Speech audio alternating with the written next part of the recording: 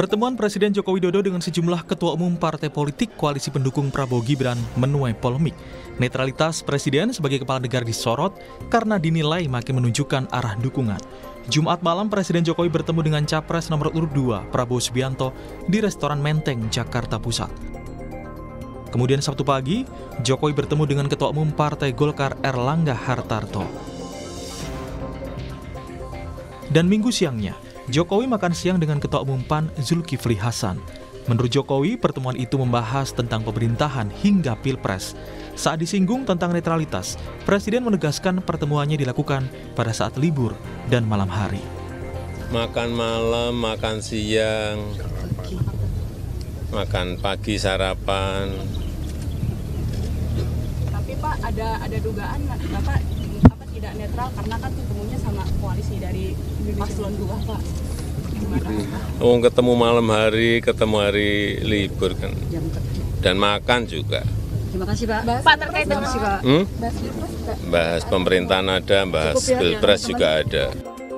Berbeda dengan 3 partai koalisi Prabowo Gibran, untuk gelaran HUT PDI Perjuangan pada 10 Januari, Jokowi juga dipastikan tidak hadir karena tugas kenegaraan ke luar negeri. Jokowi juga mengaku hingga kini belum mendapatkan undangan dari PDIP. Tanggal 10 Januari ini kan Belum dapat undangan. Terima kasih Pak. Capres nomor urut 3 Ganjar Pranowo menilai sikap Presiden Jokowi sudah menunjukkan keberpihakan. Menurut Ganjar, lebih baik Presiden menyatakan dengan tegas. Oh, kalau buat saya pasti itu sudah menunjukkan sikap berpihak begitu ya. Kalau saya sih biasa saja. Kan memang sudah berpihak. Malah lebih baik kalau ditegaskan bahwa ya saya berpihak. Yang penting tidak akan ada penyalahgunaan kewenangan, kekuasaan, sehingga semua akan bisa fair play ya, bisa jurdil begitu. Calon Wakil Presiden nomor urut 1, Muhaimin Iskandar mengaku Jokowi perlu diingatkan soal netralitas agar tidak mencoreng pemilu 2024. Kita harus jaga nama beliau, kita harus ingatkan terus-menerus supaya jangan sampai prestasi-prestasinya terganggu dengan ketidaknetralan. Sementara Kunto Adiwibowo, analis komunikasi politik Unpad menilai seharusnya hasil pertemuan dipublikasikan secara jelas dan resmi sehingga tidak menimbulkan spekulasi dan menurunnya kepercayaan publik kepada Presiden. Akan mengarah ke krisis dalam artian ketidakpercayaan pada Pak Jokowi atau pemerintahannya itu sangat wajar karena publik menilai harusnya tidak begitu. Kalau memang obrolan menteri dengan presiden ya harusnya ya terbuka aja, apa yang diomongin harusnya kemudian di konferensi pers kan gitu akan lebih selesai, lebih enak gitu. Jadi menurut saya yang pertama agendanya lebih pada supaya pertemuan ini diobrolin di media Mbak gitu.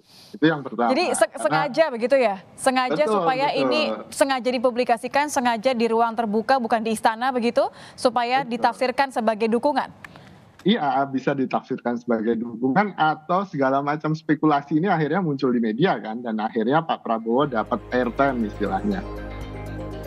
Langkah Presiden Jokowi bertemu dengan ketum parpol koalisi Prabowo Gibran dan tidak hadirnya Presiden di HUT PDI Perjuangan menjadi tanda tanya. Benarkah Presiden sudah berpihak? Dan apakah hubungan Jokowi dan PDIP resmi berakhir? Tim Liputan, Kompas TV.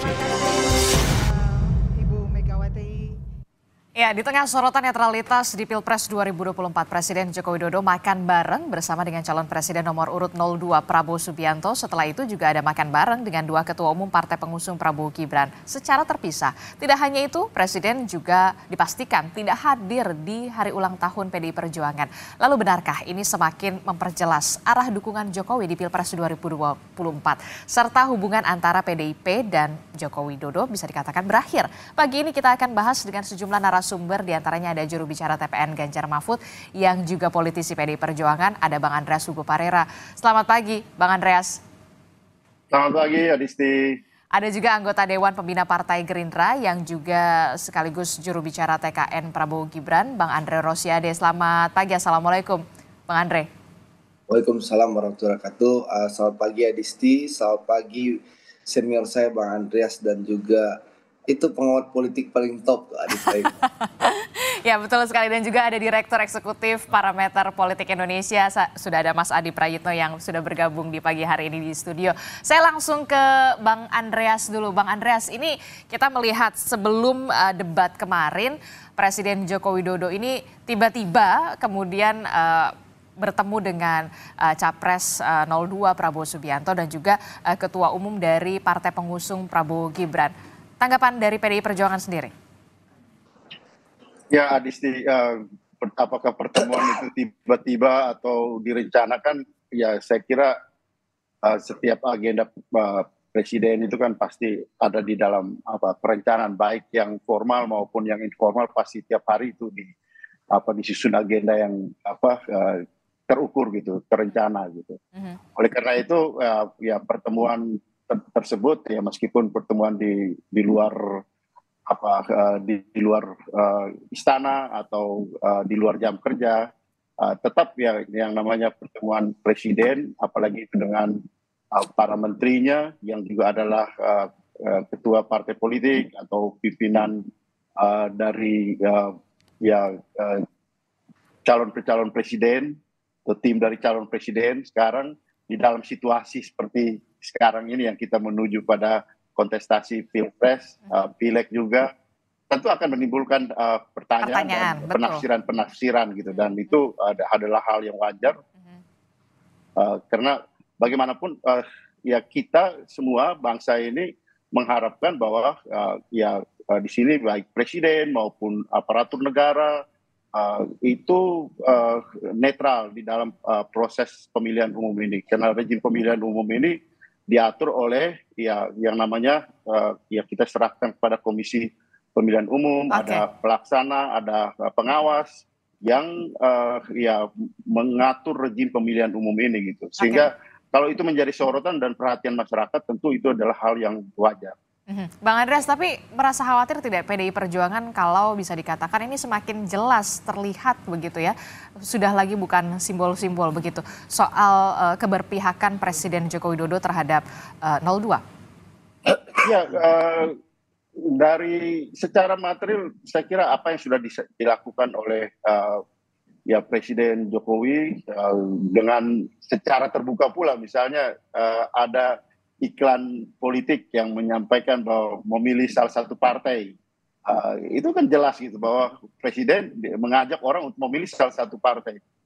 Beda kalau presiden mengajak, mari kita untuk melakukan ini berbondong-bondong untuk memilih pada tanggal 14 Februari nanti. Nah, di situ presiden adalah tokoh yang figur yang netral.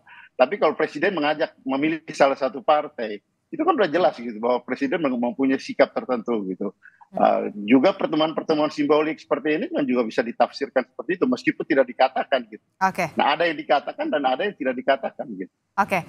Oke, Bang Andre, jawaban Anda soal ini, ada tudingan dan juga ada pertanyaan bahkan spekulasi soal ini pertemuan bukan lagi simbol-simbol tapi sudah semakin terang-terangan begitu. Jawaban Anda, Bang Andre? Ya. Adisti, saya dari Kabupaten Darmasraya, saya di Sumatera Barat. Kita terus berkeliling ke daerah ya. Jadi kalau ada pandangan, persepsi yang menyatakan bahwa pertemuan makan malam Pak Prabowo sama Pak Jokowi di Menteng berapa hari yang lalu ya Bang Andreas, itu diterjemahkan dukungan Pak Jokowi kepada Pak Prabowo, tentu itu sah-sah saja. Ya, kalau ada yang punya persepsi seperti itu.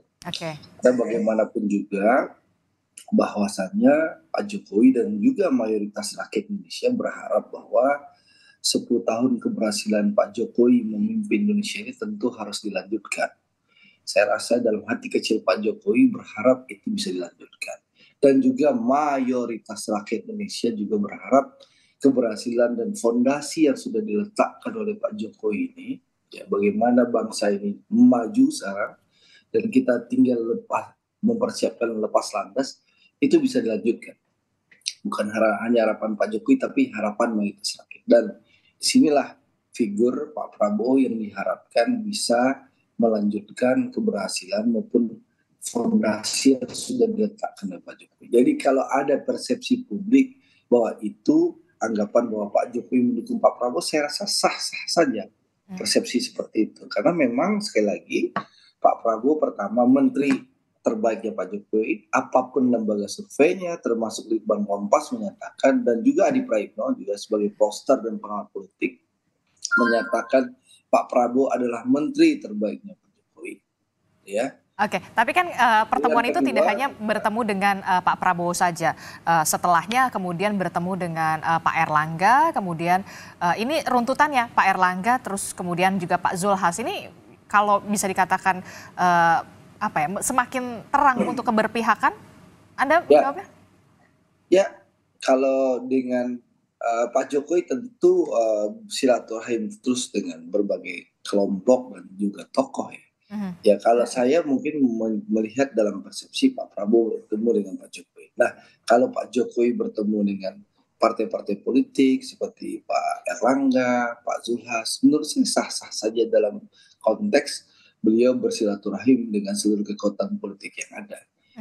Yang penting Presiden tidak melanggar konstitusi, Presiden terus bekerja melayani rakyat, dan Presiden saya rasa sah-sah saja bertemu siapapun dalam rangka memastikan ya agenda-agenda pemerintah berjalan, memastikan bagaimana silaturahim antara tokoh anak bangsa.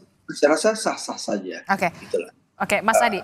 Kalaupun nanti ada persepsi Adi Praitno nanti mengomentari bahwa itu dukungan kepada 02, ya menurut saya sah-sah saja. Oke, saya ke Mas Adi dulu deh. Mas Adi, apa yang sebenarnya ingin ditunjukkan oleh Pak Jokowi ini? Pertemuan runtutannya sampai beberapa hari sebelum debat capres yang kemarin ketiga ini. Ya, saya kira banyak hal yang bisa kita tafsirkan terkait dengan pertemuan Jokowi dengan Prabowo Subianto, setelah itu Erlangga Hartarto dan Pak Zulhas ya. Pertama ini kan mendebalkan satu keyakinan bahwa Jokowi di Pilpres 2024 pilihan politiknya, dukungan politiknya kepada Pak Prabowo Subianto.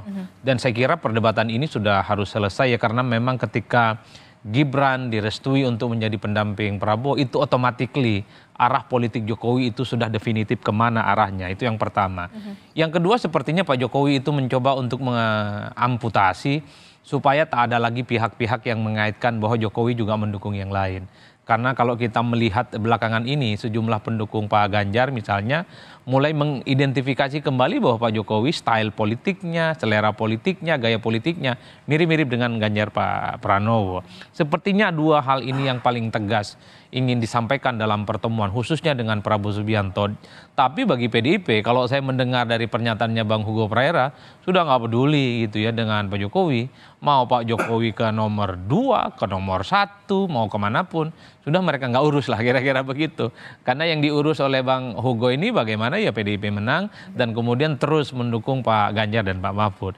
Yang ingin saya katakan adalah dalam konteks pertemuan Prabowo dengan Pak Jokowi bukan hanya bicara tentang dukungannya yang semakin tebal, tapi ini kan sekaligus mendebalkan satu keyakinan bahwa Jokowi dan PDIP dan Jokowi ya dalam hal ini sudah wassalam hubungan politiknya. Saya menyebutnya ini sudah seperti orang yang talak 3 meski tidak diucapkan gitu ya. Ya kenapa saya sebut talak 3 antara Jokowi dan PDIP? Indikasinya 3 hal. Pertama, Jokowi ini pilihan politiknya di 2024 sudah berbeda dengan PDIP. Di PDIP rasa-rasanya tak ada kader yang tidak tegak lurus terhadap keputusan partainya. Di mana PDIP memutuskan Ganjar menjadi calon presiden, tapi kemudian Pak Jokowi merestui Gibran untuk maju berdampingan dengan Prabowo. Yang kedua, dalam deklarasi Ganjar dan Mahfud, Pak Jokowi juga tidak hadir. Besok kalau dalam hari ulang tahun juga PDIP, Pak Jokowi tidak hadir, ini kan 3 indikasi yang jelas betapa memang dalam momen sakral, momen penting PDIP dan Jokowi, Jokowi dan PDIP, kata anak muda sekarang, Jokowi PDIP, PDIP dan Jokowi sudah N. N. Betul, Bang Andreas, betul sudah N gitu. Sudah kalau tadi pernikahan sudah talak 3, di momen-momen penting itu sudah tidak mau urus begitu kalau kata Mas Adi. Ya, saya mau menanggapi apa yang tadi disampaikan ya kawan saya nih, Bung Andre Rosiade ini, bahwa ya yang diharapkan dari dalam pertemuan itu tentu ya kita menafsirkan ya, bisa jadi ini kan berkaitan dengan ya menjelang debat kemarin, ya mungkin tip-tip dari Bapak Presiden untuk menyampaikan kepada ya jagoannya mungkin ya dan mengharapkan tentu untuk kelanjutan gitu. Tapi kalau kita lihat itu berkaitan dengan debat kemarin, itu jauh panggang dari api, Mbak Adisti. Dalam arti apa? Stylenya kan berbeda gitu. Karakter kepemimpinan pun berbeda antara Pak Jokowi dengan Pak Prabowo. Kemudian bagaimana menanggapi berbagai persoalan. Misalnya yang saya ikuti dalam debat kemarin gitu. Ketika persoalan yang menyangkut bagaimana pemimpin negara Indonesia menghadapi kerjasama selatan-selatan gitu. Pak Jokowi, Pak Prabowo benar menyampaikan bahwa ya mengedepankan atau bargaining point-nya pada aspek ekonomi gitu. Dan itu memang Jokowi gitu. Itu mungkin sudah disiapkan bahwa itu Jokowi banget gitu. Dalam arti bahwa hasil-hasil pembangunan sekarang ini itu menjadi bargaining point gitu. Tapi ketika ditanggapi oleh ya kemarin kalau tidak salah ditanggapi oleh Pak Anies, Pak Jokowi justru kemudian terjebak di dalam cara berpikir dari Pak Anies gitu, bahwa ya pemimpin Indonesia itu harus menjadi panglima diplomasi gitu, seperti Bung Karno dulu gitu, solidarity maker gitu. Nah, Pak Jokowi itu bukan tipe solidarity maker, Pak Jokowi itu tipe eksekutor gitu. Dan Pak Prabowo sebenarnya lebih bisa mengedepankan aspek solidarity maker-nya itu gitu. Jadi Pak Prabowo menampilkan sesuatu yang bukan dirinya juga gitu. Jadi kalau kita bilang melanjutkan, ya saya kira ya rakyat bisa melihat gitu. Melanjutkan itu kan melanjutkan dalam arti melanjutkan visi misinya, tapi juga bagaimana karakter kepemimpinan, gaya kepemimpinan itu juga menjadi hal yang dilanjutkan di dalam proses pemerintahan ke depan gitu. Nah, kalau kita lihat dalam proses ini, ya saya kira rakyat bisa melihat itu gitu. Bahwa ini jauh panggang dari api, dari apa yang diharapkan baik oleh Mas Andre Rosiade dengan apa yang disampaikan ke publik, maupun kalau itu diharapkan oleh Pak Jokowi, saya kira ya kita bisa melihatlah nanti, rakyat akan melihat itu gitu. Oke, Bang Andreas, kalau kata Mas Adi, kalau ibarat anak muda zaman sekarang ini Joko Widodo dengan PDIP ini sudah end, betulkah seperti itu? Kalau itu, saya kira semua orang sudah bisa melihat itu. Jadi betul.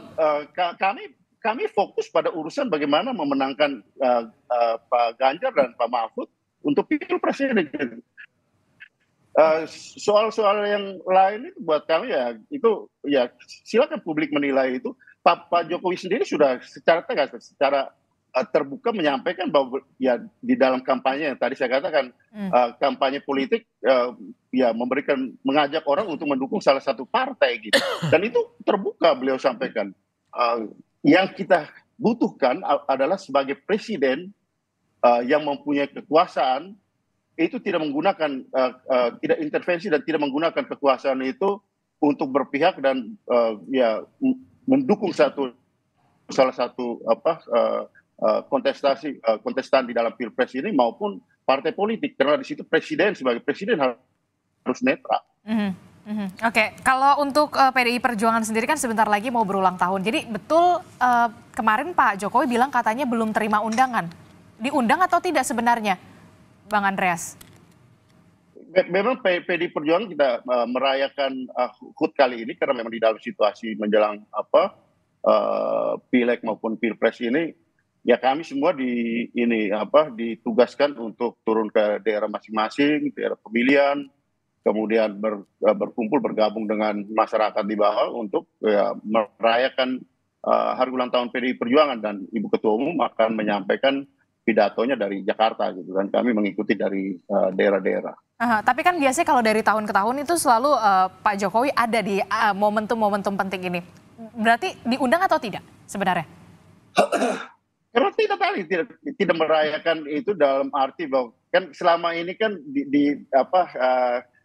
dilihat ketika perayaan HUT PDI Perjuangan itu selalu secara nasional, kemudian juga dirayakan di daerah, tapi pemusatan secara nasional. Ini tahun yang luar biasa, makanya kita juga melakukan sesuatu yang luar biasa, yaitu di daerah masing-masing langsung ini dengan masyarakat bertemu dengan masyarakat, merayakan bersama masyarakat, dan Ibu Ketua Umum kan menyampaikan pesan kepada konstituen, pesan kepada rakyat, pesan kepada para pemilih PDI Perjuangan untuk bagaimana menyukseskan pemilihan umum maupun pemilihan presiden maupun pemilihan legislatif nanti gitu. Jadi ini tahun yang luar biasa buat kami, sehingga kami juga melakukan secara extraordinary gitu. Oke, Mas Adi. Ya, kalau bagi kita yang melihat dari jauh sebenarnya, kalau bicara tentang chemistry dan kepentingan politik Jokowi dan PDIP di 2024, saya kira sudah beda mazhabnya dan itu sudah tidak bisa ditolong. Ini yang saya kira memang sudah tak ada spekulasi mestinya ke depan terkait dengan kemana arah dan sikap politik Pak Jokowi. Kalau Pak Jokowi tetap dengan PDIP, tentunya tegak lurus dengan PDIP yang memutuskan mengusung Ganjar Pranowo dan Mahfud ya sebagai kandidat Pilpres yang akan mereka menangkan lah gitu ya. Saya kira dalam konteks itu bagi saya sudah selesai. Nah yang menarik justru adalah pertemuan yang maraton dilakukan oleh Pak Jokowi, ketemu dengan Pak Prabowo, kemudian dengan Erlangga Hartarto, kemudian dengan Zulhas, yang salah satu menjadi pertanyaan publik adalah kenapa dengan Ketua Umum Demokrat kok tak ada bicara, ini ada apa kira-kira. Tapi overall bagi saya mencoba untuk menebat mungkin dalam pertemuan yang maraton dengan partai-partai pendukungnya Pak Prabowo Subianto, satu mungkin mereka semakin ingin mengokohkan bagaimana keinginan mereka untuk lolos di satu putaran. Karena kan kalau kita melihat aksentuasi politik selama sebulan 2 bulan belakangan ini, baik dari tim sukses, tim pemenangan dan jubir Prabowo Subianto, mereka cukup hakul yakin bahwa Pilpres ini hanya berlangsung satu putaran dan Prabowo Subianto akan melakukan itu dengan mudah. Kan itu yang kemudian bisa kita tangkap. Bahkan muncul survei-survei entah dari mana yang meyakini bahwa Pilpres nantinya hanya akan ada satu putaran. Yang kedua sangat mungkin juga antisipasi yang lain soal kemungkinan terjadi 2 putaran. Karena sampai saat ini kalau kita membaca survei yang dirilis secara terbuka, terutama lembaga-lembaga yang memang kredibel, reguler menyampaikan surveinya kepada publik, tak ada satupun paslon yang sudah mencapai 50% plus sekian. Karena untuk menang satu putaran kan kuncinya satu, dia harus 50 plus sekian, entah itu plus 1, plus 2, dan plus 3. Yang kedua kalau kita mengacu pada Undang-Undang Pemilu, satu putaran itu 50% plus sekian minimal ya mendapatkan suara 20% dari jumlah pemilih di separuh jumlah provinsi di Indonesia. Kalau kita asumsikan 38 provinsi, minimal di 20 provinsi Pak Prabowo Subianto itu mendapatkan 20% minimal dari jumlah pemilih nasional. Kalau itu kemudian tidak didapatkan, maka satu putaran itu agak sulit. Maka pertemuan Jokowi dengan ketum-ketum partai nomor urut 2 kemarin itu bisa diasumsikan ada skenario yang kedua yang perlu layak diperhatikan. Kalau Pilpres 2 putaran maka layak untuk dibicarakan soal bagaimana membangun komunikasi dengan paslon lain nomor 1 ataupun nomor 2. Jangan-jangan pernyataan Pak Prabowo yang 3 kali mengamini soal pernyataan-pernyataan Pak Ganjar dalam debat ini juga bagian dari semacam muqaddimah pengantar untuk melakukan komunikasi andai ada 2 putaran, kira-kira begitu. Iya, itu Bang Andreas saya sudah senyum-senyum. Apakah kemudian ini menjadi upaya yang akan dilakukan kalau misalkan antisipasinya Pilpres 2 putaran, walaupun kalau Bang Andreas sih yakinnya tetap optimis ya 1 putaran. Jangan dijawab dulu, kita akan jeda sejenak, tetaplah bersama kami di Sapa Indonesia Pagi.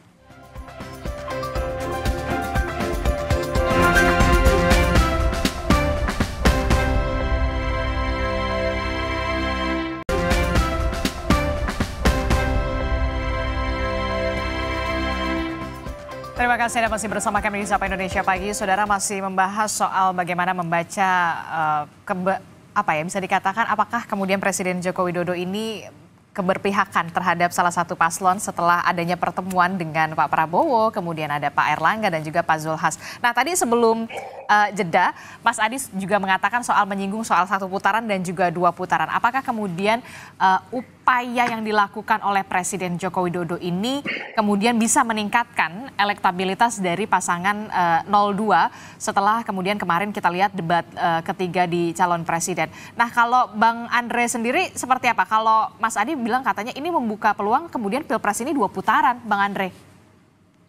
Pertama yang soal sinyal tadi kan saya sudah tegaskan sah-sah saja. Lalu ditanggapi oleh Bang Andreas Parera senior saya bahwa secara tegas Bang Andreas Parera Itu kalau kita terjemahkan pernyataan beliau sebagai politisi PDI Perjuangan bahwa memang Bang Andreas dan juga teman-teman PDI Perjuangan terlihat memang berbeda dengan Pak Jokowi.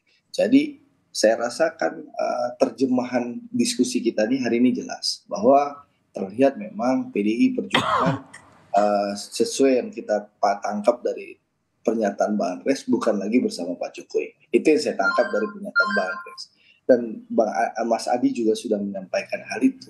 Tentu publik bisa menerjemahkan juga bagaimana pemilih-pemilih Pak Jokowi di 2019 bisa menerjemahkan bahwa PDI Perjuangan bukan lagi bersama Pak Jokowi. Itu hasil terjemahan saya terhadap pernyataan Bang Andreas.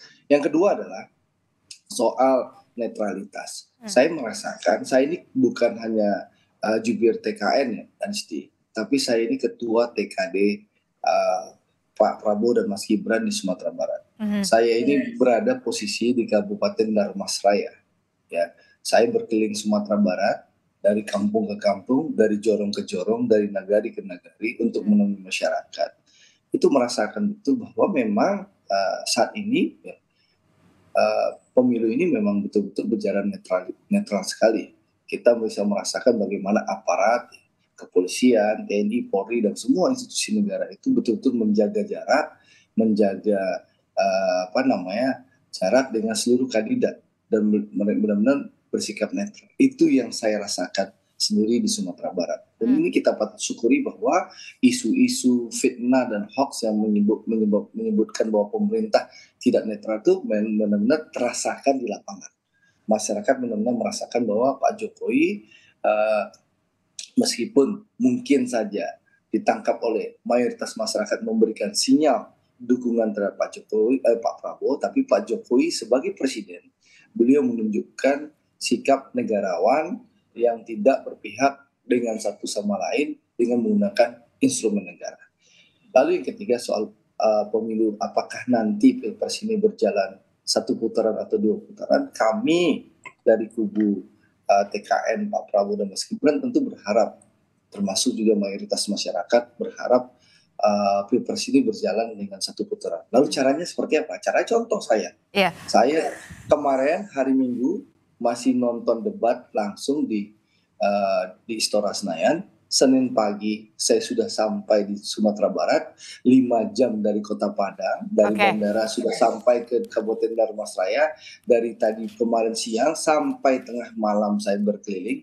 Ini setelah dialog dengan Kompas TV ini, saya berkeliling lagi dari kampung ke kampung, dari jorong ke jorong, dari nagari ke nagari. Bang Andre. Dan besok pagi lanjut ke Kabupaten Sijunjung. Itu caranya kami untuk menang. Caranya apa? Bekerja, belusukan dari kampung ke kampung, meyakinkan masyarakat tanpa menggunakan kecurangan, apalagi instrumen negara. Belusukan. Lalu soal cara Pak Prabowo dan Pak Jokowi beda style ya, wajar-wajar saya, adik dan kakak saja Bang Andreas, kadang karakternya berbeda. Jadi wajar karakter Pak Jokowi dan Pak Prabowo berbeda. Semua orang juga tahu karakter. Tapi ini bukan soal karakter atau style Bang Andreas. Tapi ini soal komitmen. Bagaimana komitmen Pak Prabowo ya, yang merupakan menteri terbaiknya Pak Jokowi, seperti yang disampaikan berbagai lembaga survei kredibel yang disebutkan Adi Praetno, termasuk Litbang Kompas, itu bukan pernyataan Andreas Rosiade. Tapi pernyataan berbagai lembaga survei yang kredibel menyatakan Pak Prabowo sebagai menteri terbaik Pak Jokowi itu. Tapi Bang Andre, benar itu ya. Tentu ya beliau komitmen akan melanjutkan keberhasilan pemerintahan Pak Jokowi. Jadi ini soal komitmen, soal konsistensi, bagaimana harapan rakyat bahwa keberlanjutan ini bisa dilaksanakan, itu disampaikan dan ditegaskan oleh Pak Prabowo dengan komitmen beliau. Jadi mungkin style beda, karakter beda, tapi komitmen rakyat tahu. bahwa yang bisa melanjutkan pemerintahan Jokowi, yang bisa melanjutkan keberhasilan Pak Jokowi, yang merepresentasikan keberlanjutan Pak Jokowi ya tentu pasangan Pak Prabowo dan Oke, tapi pernyataan dari Mas Adi ini soal bagaimana kemudian mukadimah untuk mengantisipasi Pilpres 2 putaran ini sebenarnya sudah di-spill ya. Kalau Mas Adi melihat, kita juga sempat melihat begitu. Pak Prabowo banyak sekali mengatakan kata saya sepakat dengan Pak Ganjar pada saat debat. Bahkan mengatakan jangan-jangan guru kita sama. Jawaban Anda soal ini? Jadi Pak Prabowo itu politisi atau cara politiknya merangkul, bukan pemukul. Dan kita semua tahu bahwa Pak Jokowi dan Pak Prabowo itu memutuskan rekonsiliasi di 2019 yang lalu dalam rangka ingin mempersatukan bangsa dan negara. Dan Pak Prabowo sudah menyampaikan berulang-ulang kali, kalau rakyat memberikan mandat kepada kami akan mengajak seluruh kekuatan politik yang ada di Indonesia untuk bersama-sama membangun Indonesia 2024-2029. Itulah komitmen Pak Prabowo, politik merangkul, bukan memukul, ingin mempersatukan, bukan memecah belah, ingin mempersatukan, bukan menyerang.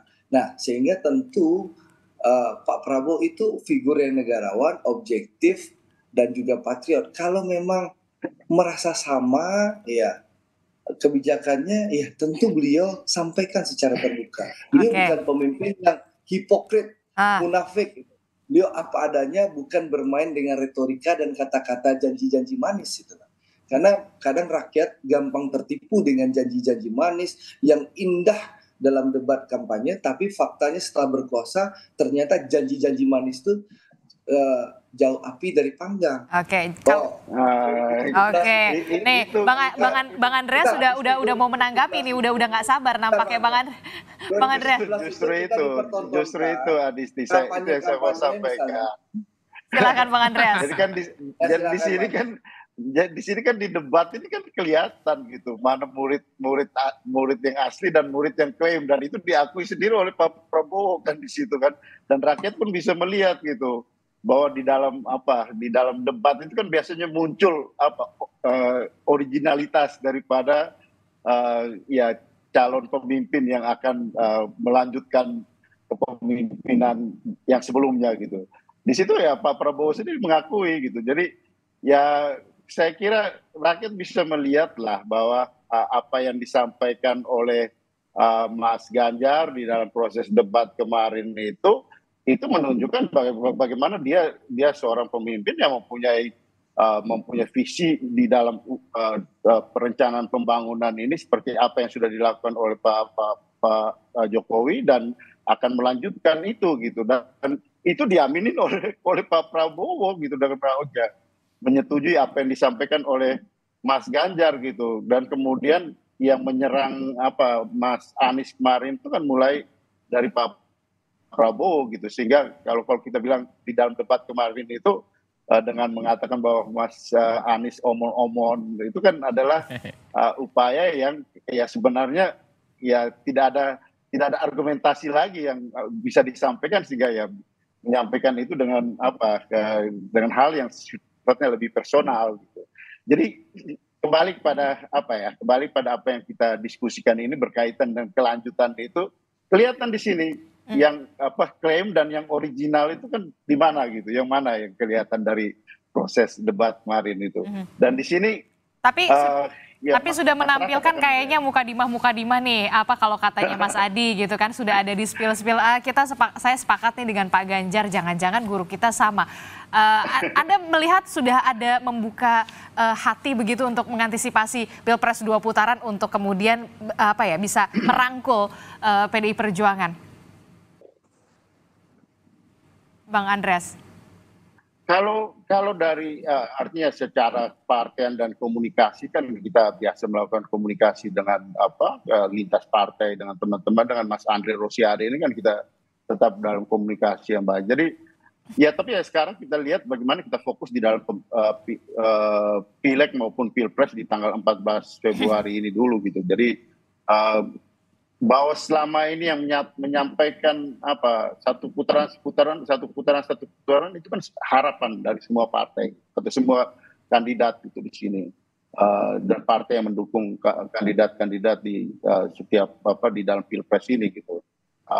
Tapi ya urusan kalau misalnya tidak terjadi satu putaran dan putaran kedua ya kita lihat nantilah.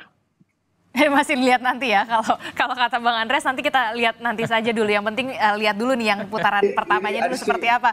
Aristi, ya Bang Andre. Saya sampaikan bahwa komunikasi kami, apalagi Pak Prabowo tidak pernah punya permasalahan komunikasi dengan partai-partai politik ya di Indonesia. Pak Prabowo figur yang mempersatukan, figur yang merangkul. Hubungan Pak Prabowo sangat baik dengan Ibu Mega, sangat baik dengan Mbak Puan dan teman-teman PDI Perjuangan. Gerindra pun sekarang, meskipun kita berbeda pilihan dengan teman-teman PDI Perjuangan, tapi tanyakan sama Bang Andreas bagaimana hangatnya dan baiknya hubungan Gerindra dan PDI Perjuangan di parlemen.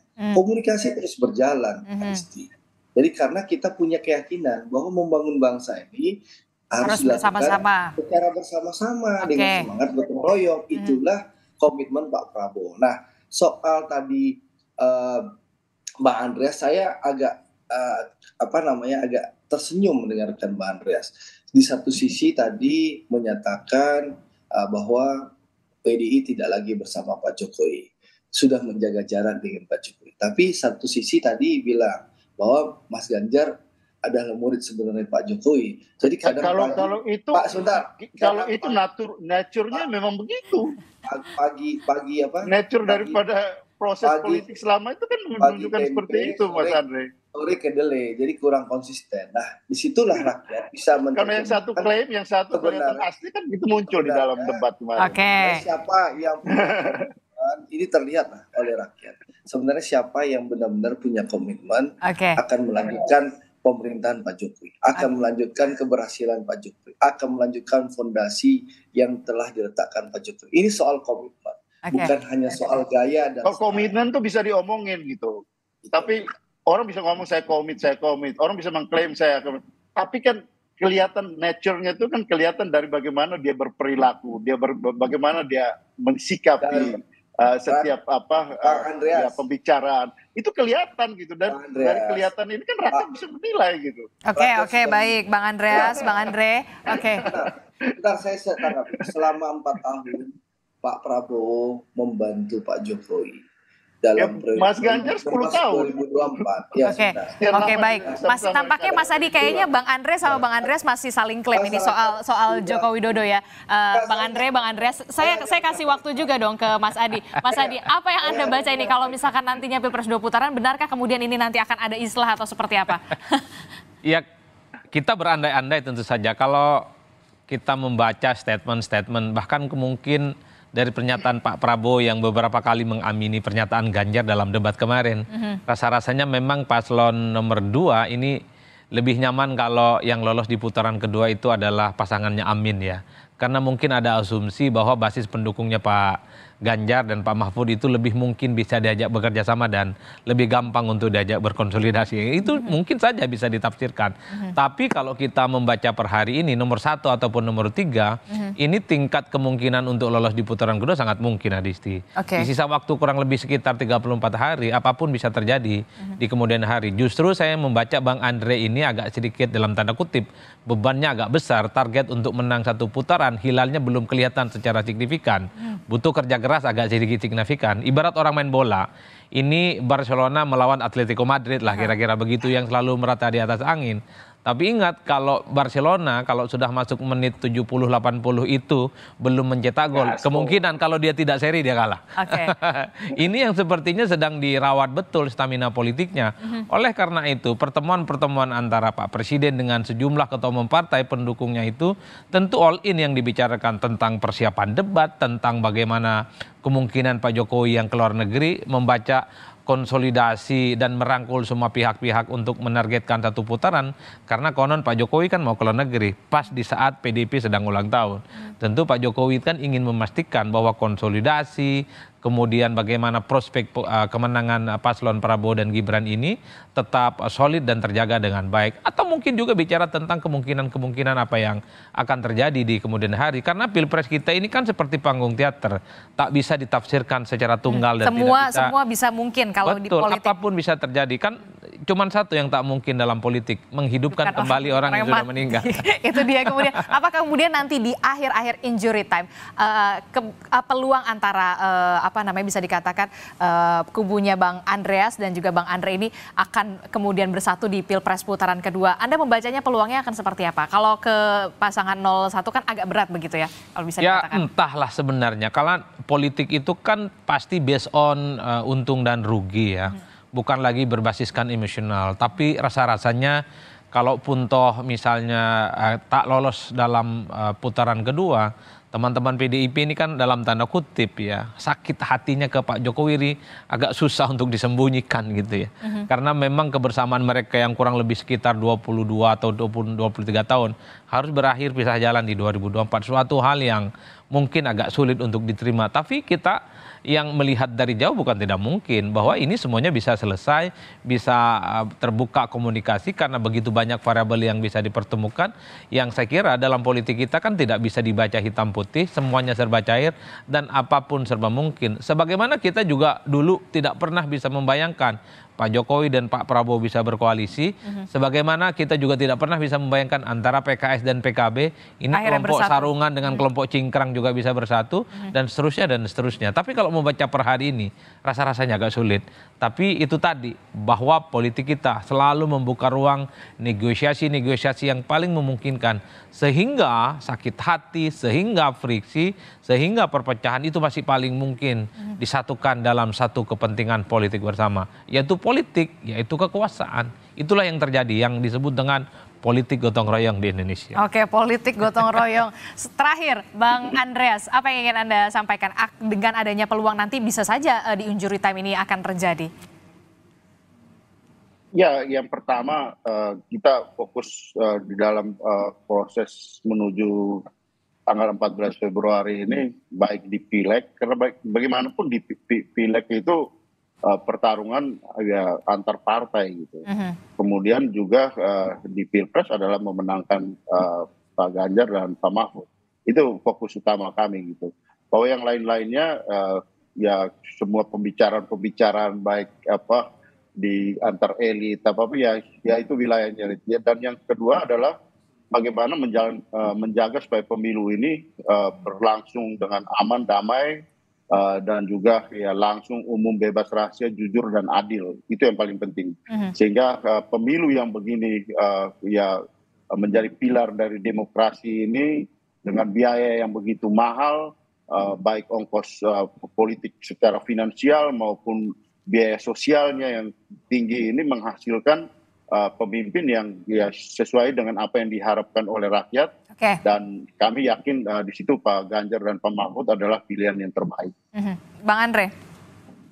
Ya, saya rasa hampir seluruh kandidat sudah menyatakan statement terbuka, mulai Mas Anies, Pak Prabowo dan Mas Ganjar, bahwa kita ingin Pilpres ini bisa berjalan satu putaran. Hampir seluruh kandidat dan seluruh kubu sudah menyatakan itu. Saya rasa seluruh partai, tadi seperti yang disampaikan senior saya Bang Andreas, bahwa kita lagi berjuang, bekerja keras, bagaimana 14 Februari ini bisa mencapai target kemenangan. Nah, tentu harapan kami dan juga harapan mayoritas rakyat, kalau bisa satu putaran, kenapa harus 2 putaran? Sehingga 14 Februari ini bisa mengantarkan Pak Prabowo dan Mas Gibran menang satu putaran. Itu kan harapan. Dan harapan itu harus diiringi dengan kerja keras di lapangan, dan ini yang kami lakukan sekarang. Sebagai ketua PKD Sumatera Barat, kita bekerja berkeliling dari kampung ke kampung. Yang ketiga tentu dengan doa, bagaimana ridho Allah bisa memberikan kita kemenangan satu putaran yang penting bagi rakyat. Nah, dan juga tentu yang disampaikan Bang Andreas penting, kita boleh berbeda pilihan calon presiden, berbeda pilihan partai politik, tapi komitmen kita menjaga pemilu ini tetap guyup, pemilu ini riang dan gembira, pemilu ini santun dan santuy dan menyenangkan, tentu harus dijaga.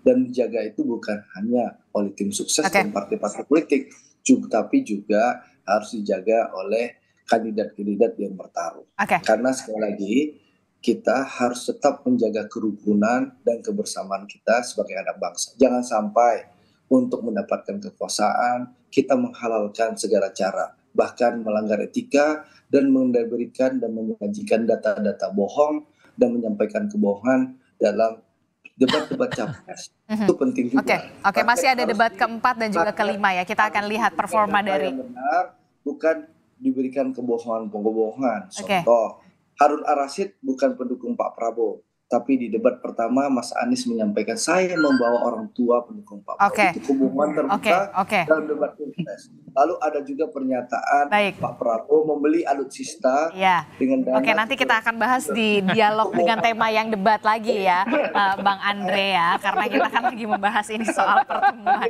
Pak Presiden. Diberikan data yang benar, jangan demi amnesti, demi kekuasaan, informasi bohong kepada rakyat. Bayangkan baru debat saja berani berbohong, bagaimana kalau sudah terpilih jadi presiden? Itu mengkhawatirkan. Baik. Pilihan boleh berbeda, tapi kita tetap harus mewujudkan pemilu 2024 ini yang kemudian jujur dan juga adil. Kita pasti sepakat ya Mas Adi, Bang Andre, dan juga Bang Andres, termasuk juga nanti.